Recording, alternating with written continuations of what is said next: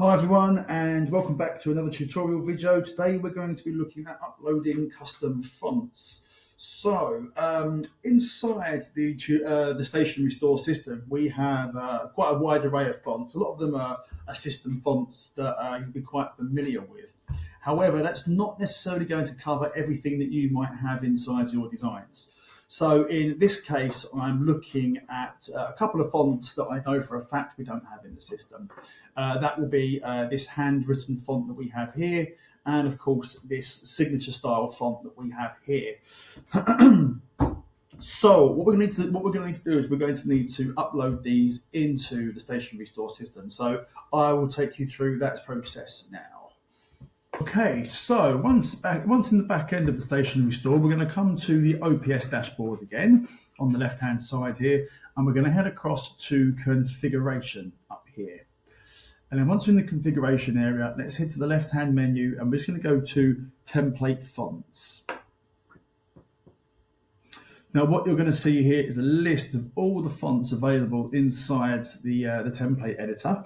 And we can see here in this right-hand column what fonts are actually turned on and can be used on the front end.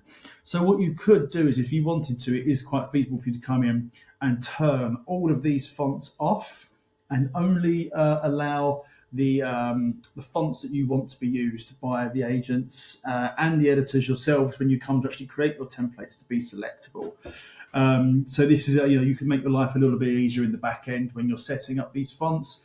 And if you want to control what the agent has the ability to edit, then you can also do that in here by turning them on and off. And by turning them off, it just allows you to have a bit more control over the branding that you make available. So with all that said and done, let's actually look at how we upload these. So I'm going to go ahead, and we can see here we already have signature 1 uploaded. I'm going to go ahead and call this one signature 2. Move across here. We can leave all of these aspects blank. Excuse me. We're going to leave all of these aspects blank. We want to tick load in editor because we want this to be available. And then we're going to see down here that we have a regular Webpack, a bold Webpack, italic, and bold italic. Now, in order to make all of those different font faces available, you would need to upload a font pack for each one of those. So your regular, your bold, italic, and bold italic. So you'll need to run through this same process 4 times if you want to make all different weight font formats available. So down here there are some basic instructions on what to do, but really what we're interested in is the Transfonter link here. So I go ahead and just give that a click. That's going to open the website Transfonter here. Now, let's just head back over to here. What it mentions here is that we need to have either a TTF or an OTF font file to be able to upload into Transfonter to give us all the necessary formats we need. So there are plenty of different ways to get TTF fonts and OTF fonts. Now, depending on what you're using online, there are plenty of places where you can go out there to get fonts for free. There's websites like Google Fonts is very good. Google Fonts has a massive array of fonts available, and they're all open source, so they can all be downloaded for free and used for free. So that's a decent resource to use. If you are looking to use very specific fonts, my recommendation would be that you have to go out and buy them, I'm afraid, because you are looking to use them commercially. So I would recommend buying any other custom fonts you want to use. Other than that, I would then recommend Google Fonts to get these. But TTF or OTF is what you're looking for. And as you can see here on my desktop on the left-hand side here, I have my alfresco.ttf font here, which is one of the signature fonts that we use. So let's go back over to Transfonter that we just opened. And the first thing you're going to want to do is come up to this blue button at the top here that says Add Fonts.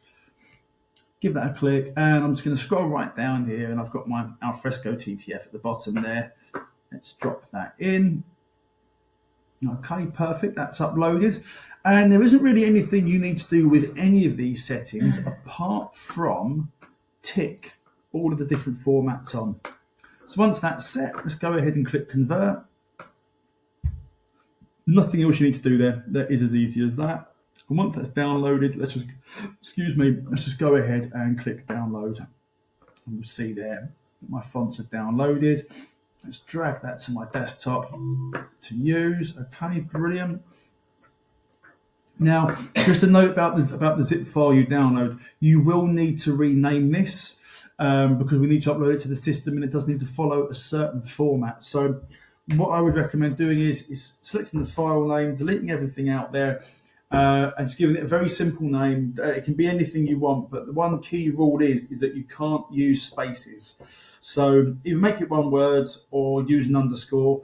But to be completely honest with you, once this is uploaded, you're never going to see it again anyway. So let's just call this tutorial font underscore one. We'll use underscores for this. Okay, tutorial underscore font underscore one. Let's drag this back over here so we can see it in case we need it. Let's head back to the OPS backend there, and we're just going to come across to the regular font pack because we only have the one type of font for this. Let's browse, and we'll find our tutorial font one at the top there. Fantastic. Once that's done, come over to the right hand side here and click add. And you'll see there that the regular font pack has gone up, but we didn't include a bold italic or bold italic font there. So these aren't errors, these are just informing you that you didn't upload your pack. So this is fine, this all looks good. Now if we just scroll up here, we'll see now that signature 2 appears inside here. And if we scroll along there, again, font packs weren't included, that's great. Let's come over here and we can see here this green tick indicates that it is selectable inside the editor. So with that said, that is how you upload a font. Now when you come to select your fonts and set fonts inside the system, you'll see signature 2 as an option, and you'll be able to see me demonstrating that in the template editing part 2 field setup video. So yeah, that's how you upload fonts.